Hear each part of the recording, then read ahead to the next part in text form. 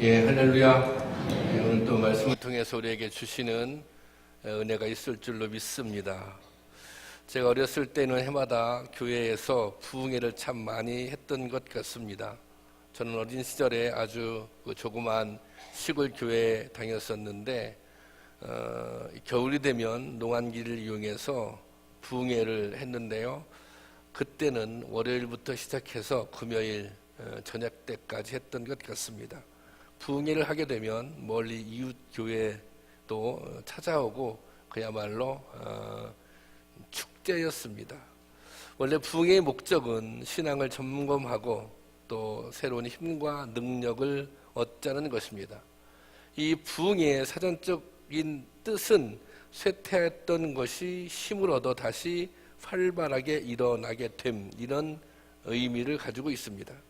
한국교회는 1900년대 엄청난 부흥을 경험했습니다. 이 부흥은 단지 신자들만, 이 부흥은 단지 성도들만 늘어나는 부흥이 그런 사건이 아니었습니다.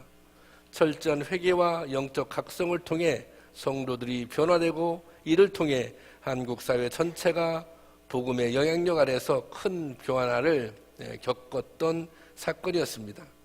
1907년 평양 대부흥의 역사가 일어났습니다. 그때 당시 평양의 10% 정도 사람들이 주님을 영접하게 되었습니다. 그런데 이 10% 정도의 사람들이 주일날 상점문을 닫게 되자 평양 전체가 주일에는 상점문을 닫는 역사가 일어났다고 합니다. 또 예배가 끝나고 나면 평양 골목이 아주 시끄러웠는데요. 그 시끄러웠던 이유는 한 주간 동안 살면서 서로 잘못한 것, 서로 상처 준 것, 그런 것들을 사과하느라고 그렇게 평양 골목이 시끄러웠다고 합니다. 여러분, 이것이 부흥입니다. 오늘날 교회 안에서도 가장 많이 사용되는 단어가 부흥입니다. 그런데 언제부터인가 교회 안에서 부흥이라는 말은 이 회개하자, 각성하자는 뜻이 아니라 사람의 숫자가 많아지고 교회의 외적 규모가 커지는 것을 뜻할 때가 더 많은 것 같습니다. 부흥은 우리의 마음이 온전히 하나님께 향하는 것입니다. 그 결과 은혜 받고 변화된 나를 통해서 교회가 새로워지고 새로워진 교회를 통해서 세상을 새롭게 변화시키는 것, 그것이 부흥입니다. 오늘 우리가 꿈꾸는 부흥은 바로 이런 부흥입니다.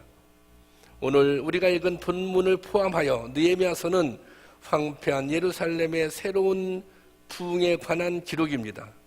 이 부흥의 시작점에 선 사람이 바로 느헤미야입니다.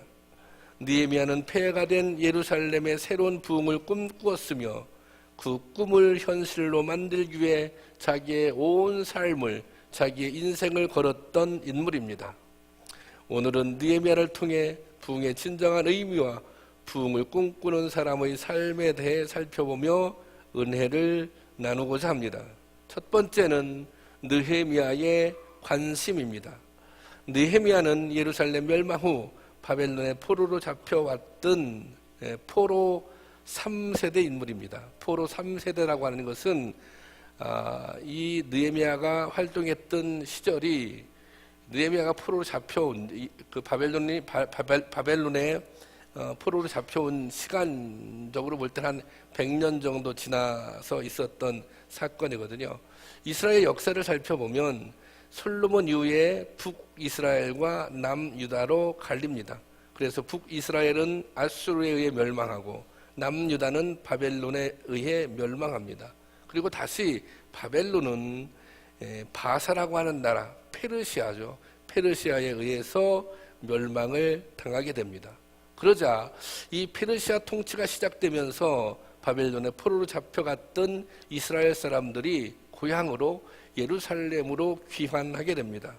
모두 3차례에 걸쳐서 귀환을 하게 되는데 이 마지막 세 번째 포로 귀환은 느헤미야의 인도 아래 이루어집니다. 그러니까 이스라엘 백성들이 포로로 잡혀간 지 한 144년 정도, 140년 정도 지나서 일어난 일입니다. 사실 느헤미야는 입지전적인 인물입니다. 그는 식민국의 후손으로 지배국 왕궁에 고위 관리가 되었습니다. 이 느헤미야의 직책은 술관원인데, 술관원은 왕에게 바칠 포도주를 비롯한 각종 술의 제조 과정부터 그리고 술을 만들면 이게 왕이 먹는 술이니까 왕이 술을 먹게 되잖아요. 왕이 먹기 전에 시음하기까지 그런 일이 그의 업무였습니다. 당시에는 임금을 독살하기 위해 술에 독약을 타는 일이 워낙 자주 일어났기 때문에 임금이 최고로 신임하는 자신의 부하의 신하에게 이 일을 담당시켰습니다. 오늘로 치면 경호실장쯤 되는 막강한 권력자였던 것입니다. 느헤미야가 이런 인물이었어요.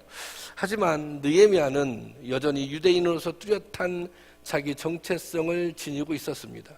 왜냐하면 그는 늘 조국에 관심을 두었기 때문입니다. 비록 그가 태어난 곳은 아니지만, 비록 그가 살았던 곳은 아니지만 그의 할아버지의 고향이 되는, 그래서 그에게도 조국이 되는 예루살렘에 관해서, 유대에 관해서 늘 관심을 가지고 있었습니다. 오늘 우리가 본문 2절 보면 이렇게 기록되어 있습니다. 한번 볼까요? 시작.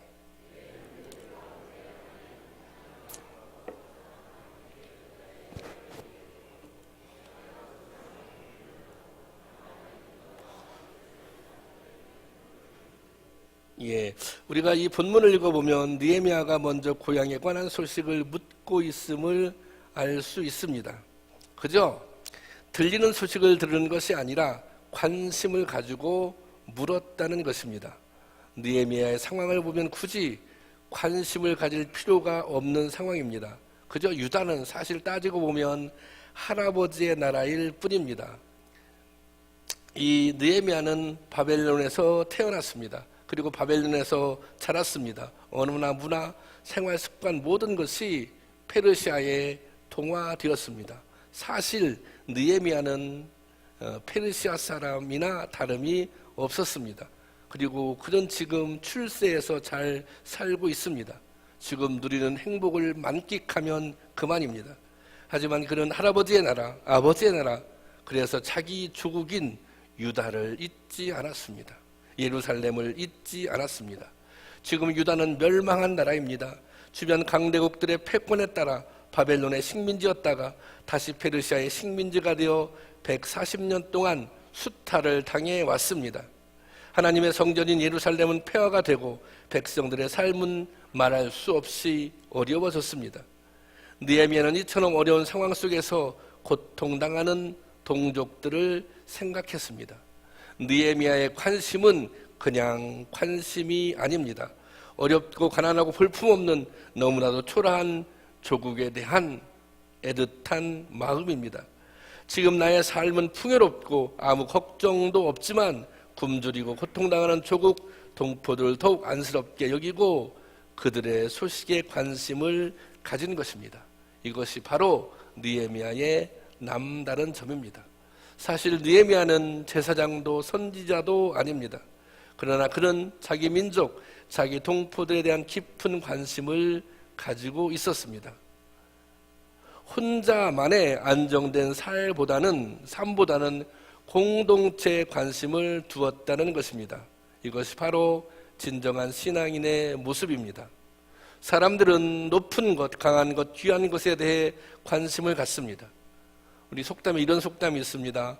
정승집 개가 죽으면 가도 정승이 죽으면 안 간다, 이런 말이 있습니다. 한참 세력을 떨치는 정승에게는 수많은 사람들이 모여들어 아부도 하고 뇌물도 바치지만 막상 그가 힘을 잃고 나면 모든 사람들로부터 외면을 받는다는 것입니다. 이것이 세상의 인심입니다. 그런데 느헤미야는 가난한 조국, 멸망한 조국, 굶주리는 동포들에게 관심을 가졌습니다. 단순히 관심을 가졌을 뿐만 아니라 내가 그들을 위해서 할 수 있는 일이 무엇일까? 내가 그들을 도울 수 있는 일이 무엇이 있는가? 이런 책임감을 가지고 관심을 가졌다고 하는 것입니다. 여러분, 이것이 바로 공동체 의식입니다. 나 하나 잘 먹고 잘 살면 그만이 아니라 공동체가 아프면 나도 아프고, 공동체가 힘들면 나도 힘들고, 공동체가 망하면 나도 망하는 것이라고 생각하는 것이 바로 공동체 의식입니다. 바로 느헤미야의 관심은 공동체에 대한 관심이었습니다. 비록 자신은 아무런 문제가 없지만, 비록 자신은 부유하고 높은 자리에 있지만 힘들고 어려워하는 민족 공동체에 대한, 동포들에 대한 관심이 그에게 있었던 것입니다. 이게 공동체에 대한 의식입니다. 여러분, 교회가 건강하게 세워지려면 무엇보다 공동체 의식이 있어야 합니다. 우리가 함께 산다고 하는, 함께 하나님 나라를 도모한다고 하는 공동체 의식이 있어야 하는 것입니다. 함께 울기도 하고 함께 웃기도 하는 것, 그것이 공동체입니다. 슬픔 앞에서는 함께 슬퍼하고 함께 아픔을 나누고 기쁜 일을 만나면 함께 기뻐하는 것, 그것이 공동체인 것입니다.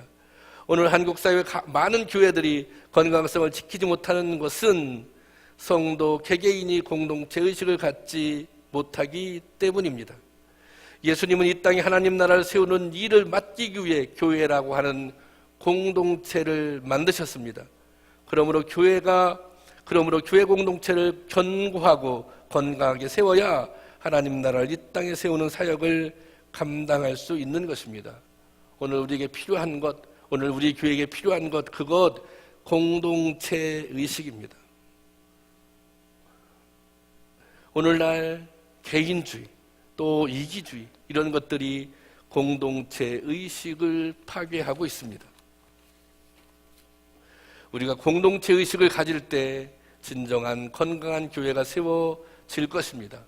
때로 우리가 속해 있는 이 공동체가 부끄러운 모습일 수도 있습니다. 오늘 예루살렘처럼 성문이 무너지고 불이 타 폐허가 된 예루살렘과 같은 모습일 수도 있습니다. 그러면 공동체의 관심을 끊고 외면해야 합니까? 공동체가 부끄러우면, 공동체가 힘들고 어려우면 외면해야 합니까? 그렇지 않습니다. 그럴수록 더 관심을 가지고 기도하며 무엇인가 이 공동체를 위해 내가 할 일을 찾아 헌신하는 것이 진정한 신앙인의 모습입니다. 느헤미야는 바로 이것을 보여주고 있습니다. 그는 망한 조국, 폐허가 된 예루살렘에 관심이 있었습니다. 그리고 무엇인가 폐허 속에서 다시 부흥을 일으킬 희망을 꿈꾸었습니다.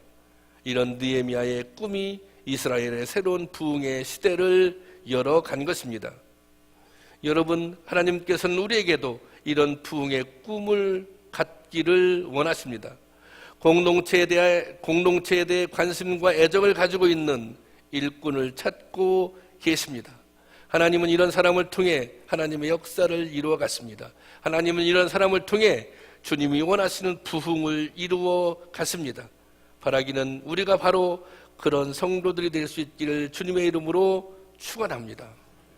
그리고 두 번째는 에레미야가 이제 조국의 소식을 듣습니다. 근데 그 소식이 참 비극적입니다. 3절 한번 보겠습니다. 3절 함께 보겠습니다. 그들이 내게 이르되 사로잡힘을 면하고 남아있는 자들이 그 지방 거기에서 큰 환난을 당하고 능욕을 받으며 예루살렘 성은 허물어지고 성문들은 불탔다 하는지라. 여기 보세요. 지금 유다 백성들은, 예루살렘에 있는 유다 백성들은 말할 수 없는 능욕을 당하고 있습니다.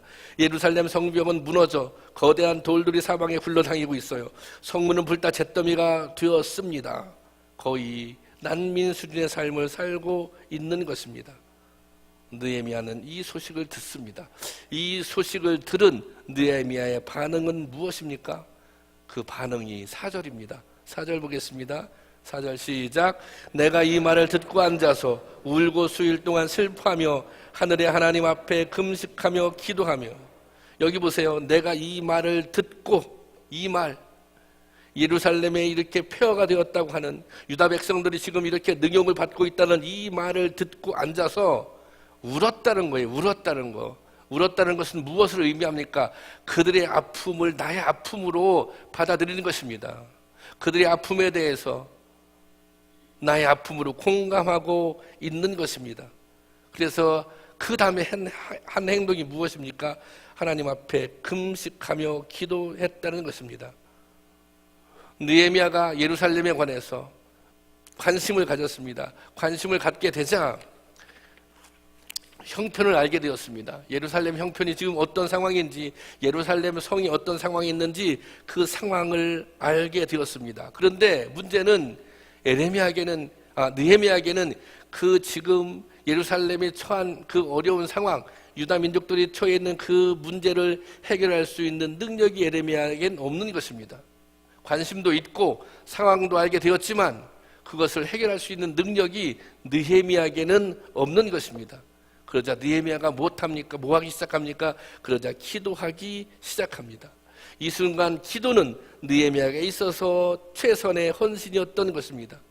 그런 고통 속에 신음하고 있는 동포들을 위해 울며 기도했습니다. 그리고 기도하는 가운데 하나님 앞에 이렇게 회개의 기도를 드립니다. 그것이 6절입니다. 오늘 6절 말씀. 6절 보겠습니다. 시작. 이제 주의 이스라엘 자손을 위하여 주야로 기도하오니 우리 이스라엘 자손이 주께 범죄한 죄들을 자복하오니 주는 귀를 기울이시며 눈을 여시사 종의 기도를 들으시옵소서. 나와 내 아버지의 집이 범죄하여 이렇게 기도하고 있습니다. 지금 이스라엘 백성들이 멸망했잖아요. 이 멸망한 이유가 무엇입니까? 지금 포로로 잡혀가서 고생하고 있는데 이렇게 포로로 잡혀온 이유가 무엇입니까? 이스라엘 자손들이 죄를 지어서, 하나님께 죄를 지어서 그렇게 되었다는 것입니다. 그러니 자비를 베풀어 달라는 것입니다. 그런데 여기 아주 중요한 대목이 나옵니다. 그런데 죄를 지은 대상 중에 어떻게 됐어요? 마지막에 보면 나와 내 아버지의 집이 범죄하여 그랬습니다. 여기 죄를 지은 무리 속에 누구를 포함시키고 있어요? 자기 자신을 포함시키고 있습니다. 이렇게 이스라엘 백성들이 잘못된 것은 나 때문이라는 것입니다. 이렇게 이스라엘 멸망하게 된 이유 중에 하나, 나도 거기에 포함되어 있다는 것입니다.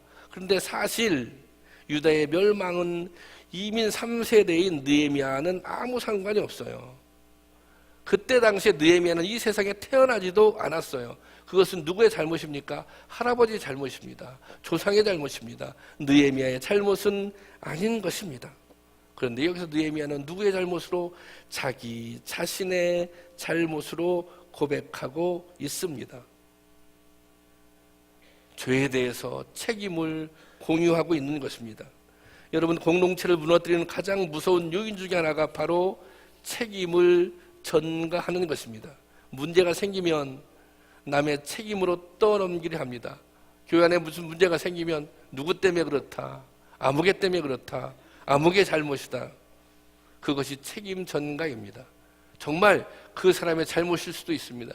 정말 그 사람의 문제일 수도 있습니다. 하지만 우리가 공동체로 살아간다고 하는 것은 어떤 문제가 생겼을 때 그 사람만의 문제로만 그것을 바라본다면 건강한 공동체로 세워질 수 없는 것입니다. 오늘날 한국 사회의 문제가 너무너무 많습니다. 얼마나 사건 사고가 많은지 하루하루 살아가는 것이 불안할 지경입니다. 그런데 이런 세상을 보며 교회가 책임의식을 느껴야 합니다. 물론 정치인들이 잘못했다고, 행정관료들이 무능하다고, 세상이 악하다고 원망만 하고 분노만 해서는 될 일이 아닙니다. 거기에는 우리의 책임도 있다는 것입니다. 여러분 자신들의 책임도 있어요. 우리 교회의 책임도 있어요. 나만 괜찮으면 된다는 무관심과 이기주의가 세상을 이렇게 만든 것입니다. 교회도 책임이 있습니다. 교회가 빛과 소금의 역할을 제대로 감당하지 못했기 때문에 그렇게 된 것입니다. 우리가 공의롭게 살지 못해서 그렇게 된 것입니다. 그러니 우리가 책임감을 가지고 기도해야 하는 것입니다. 이 나라와 이 민족에 문제가 있다면, 우리 사회에 문제가 있다면 우리가 책임감을 가지고 회개하는 심정으로 기도해야 하는 것입니다. 교회가 문제가 있다면 나의 문제라고 고백하며 회개하며 기도해야 합니다. 교회에 아픔이 있다면 그것이 나의 아픔으로 고백하며 기도해야 한다는 것입니다.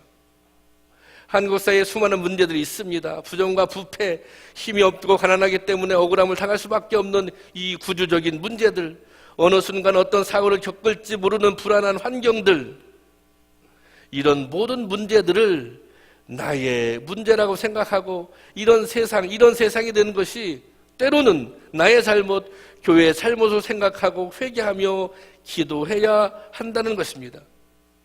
우리는 이 혼란한 시대에 이 한국 사회를 위해 우리 교회가 무엇을 할 것인가 하나님께 지혜를 구해야 하는 것입니다. 그리고 우리가 더 정의로워지고 우리가 더 정직해지고 우리가 더 신실하게 살아야 하는 것입니다. 약하고 힘없는 이웃들을 위해 더 섬기고 희생해야 하는 것입니다. 오늘 이 나라와 이 민족을 위해 우리 교회를 위해 기도할 수 있는 저와 여러분이 될 수 있기를 주님의 이름으로 축원합니다. 마지막으로 관심을 가졌어요. 기도했어요. 그럼 답이 나오는 거예요. 내가 앞으로 어떻게 살 것인가? 내가 앞으로 어떻게 실천할 것인가? 이런 답이 나오는 것입니다. 마침내 느헤미야는 예루살렘을 위해 기도한 지 4개월 만에 왕 앞에 설 기회를 얻습니다. 이 기도의 기간 동안 느헤미야는 조국과 동포들을 위해 중보했습니다. 그리고 구체적으로 그 자신이 조국을 위해 무엇을 할 것인지를 고민했습니다. 그리고 마침내 아닥사스다 왕과 대면할 기회를 얻었습니다. 그리고 그 왕에게 이렇게 간청을 합니다. 느헤미야 2장 5절 말씀입니다. 함께 보겠습니다. 시작. 왕에게 아뢰되 왕이 만일 좋게 여기시고 종이 왕의 목전에서 은혜를 얻어 싸우면 나를 유다 땅 나의 조상들의 묘실이 있는 성읍에 보내어 그 성을 건축하게 하옵소서.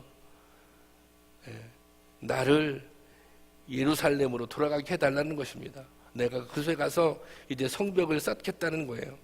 그리고 왕에게 허락을 받고 고향으로 돌아갑니다.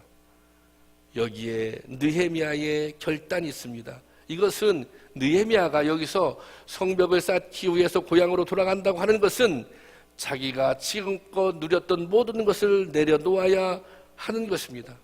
또 더 나아가서 목숨을 잃을 수도 있었습니다. 그 전에 이미 1차, 2차, 지금 3차에 걸쳐서 귀환했잖아요. 1차 때 귀환한 백성들이 성벽을 건축하는 일을 시도했어요. 성벽을 보수하는 일을 시도했어요. 그런데 반대 세력들 때문에 좌절됩니다. 이게 성벽을 새롭게 건축한다고 하는 것은 목숨을 잃을 수도 있는 위험한 일입니다. 하지만 느헤미야는 조국을 위해 헌신하기로 결심을 한 것입니다. 헌신이라고 하는 뜻이 히브리어로 카바나인데요. 이것은 이런 의미를 가지고 있습니다.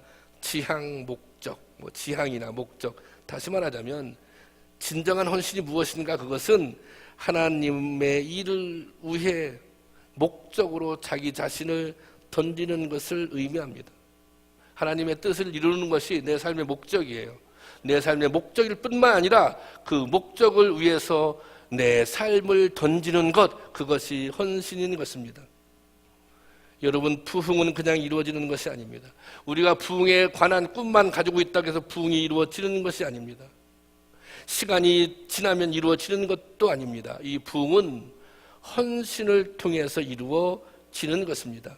여러분들이 부흥을 꿈꾼다면 헌신하시기로 결심하셔야 합니다. 그러면 무엇을 어떻게 헌신할 것입니까?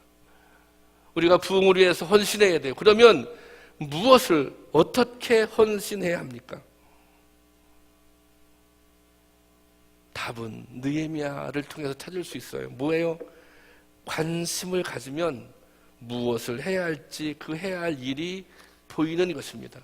여러분, 교회에 관심을 가지면 내가 무엇을 해야 할지 그 일이 보이기 시작합니다. 여러분, 이웃에게 관심을 가지면 이웃을 위해 내가 무엇을 할 수 있는지 그것이 보이기 시작합니다. 무엇을 해야 할지 보였어요?